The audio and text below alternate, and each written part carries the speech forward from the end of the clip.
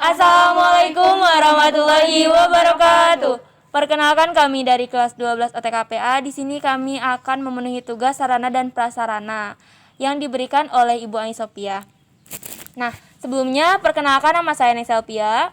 Perkenalkan nama saya Siti Nur Ramadhani. Perkenalkan nama saya Lia Salsabila. Perkenalkan nama saya Berta Agnia. Perkenalkan nama saya Sipanur Laila. Perkenalkan nama saya Tesya Adiananda Asura.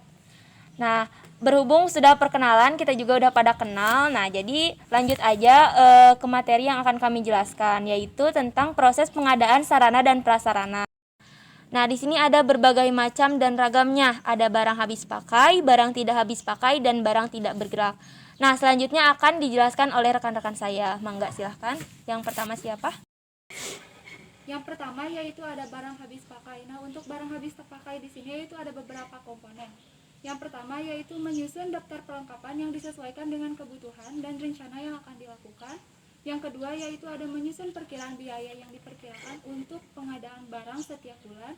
Dan yang terakhir yaitu ada menyusun rencana barang tersebut sesuai dengan rencana triwulan dan kemudian menjadi rencana tahunan.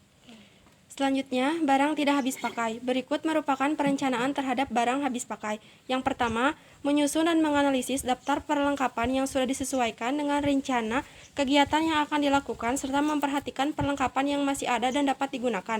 Yang kedua, memperkirakan biaya yang akan dikeluarkan dengan memperhatikan standar yang sudah ditentukan. Yang ketiga, menetapkan skala prioritas menurut dana yang tersedia dan urgensi kebutuhan, serta menyusun rencana pengadaan barang tersebut menjadi rencana triwulan dan kemudian menjadi rencana tahunan. Yang selanjutnya yaitu ada barang tidak bergerak. Barang tidak bergerak yaitu ada tanah dan bangunan.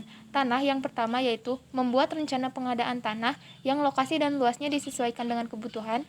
Yang kedua yaitu mengadakan survei untuk mengadakan lokasi tanah yang baik dan sesuai dengan rencana. Yang ketiga yaitu mengadakan survei yang berkaitan tentang sarana jalan, fasilitas listrik, telepon, dan alat transportasi. Yang kedua yaitu ada bangunan. Yang pertama yaitu mengadakan survei tentang kebutuhan bangunan.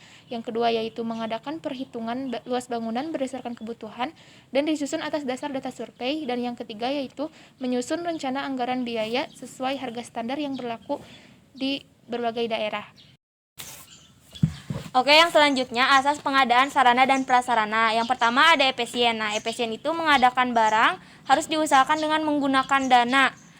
Itu tuh bisa seminimal mungkin untuk mencapai apa yang telah ditetapkan. Jadi waktunya itu sesingkat-singkatnya, harus efisien waktunya itu begitu. Kemudian ada efektif. Nah, untuk efektif ini sendiri artinya memberikan hasil, pengaruh, ataupun daya guna. Dapat diartikan bagaimana proses pengadaan tersebut menghasilkan barang yang akan besar manfaatnya begitu. Selanjutnya ada transparan. Transparan itu keterbukaan organisasi dalam memberikan informasi. Jadi informasi yang diberikan oleh orang yang mengadakan pengadaan barang tersebut itu harus jelas gitu. Kemudian bertanggung jawab. Nah, bertanggung jawab ini dimaksudkan sebagai suatu keadaan di mana semua tindakan atau perbuatan sikap merupakan penyembahan dan nilai-nilai moral. Jadi, tanggung jawab kita itu berpengaruh untuk penanggung-jawaban barang tersebut gitu.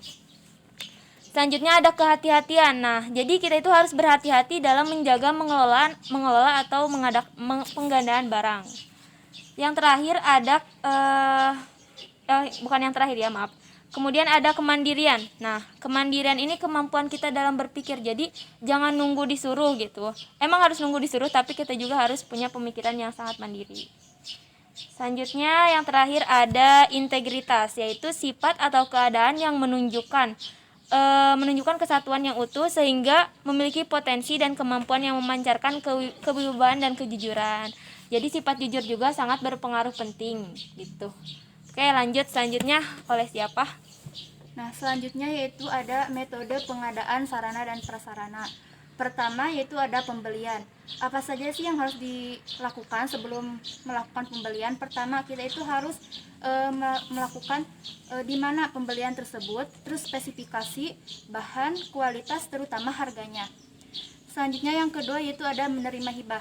Menerima hibah di sini yaitu menerima pemberian secara sukarela dari pihak lain atau dari kantor lain. Selanjutnya ada menyewa. Nah, menyewa di sini yaitu menyewa barang yang akan dibutuhkan oleh kantor kepada pihak lain dari pihak lain.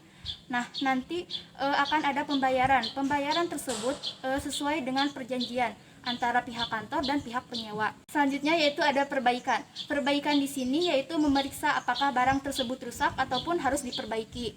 Selanjutnya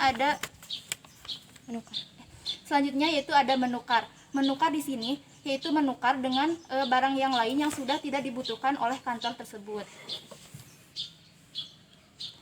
Nah, yang selanjutnya ada sistem pengadaan sarana dan prasarana. Selanjutnya yaitu ada sistem sarana dan prasarana, yaitu di mana untuk seluruh unit kerja dalam organisasi pengadaan perbekalan untuk seluruh unit kerja tertentu. Sehingga segala macam pengadaan perbekalan dalam organisasi hanya dilayani oleh satu unit kerja atau bagian tertentu. Yang kedua yaitu ada sistem desentralisasi, yaitu kewenangan pengadaan diserahkan pada masing-masing unit kerja. Yang ketiga yaitu ada sistem campuran. Sistem campuran ini merupakan sistem yang mengombinasikan antara sistem sentralisasi dan sistem desentralisasi.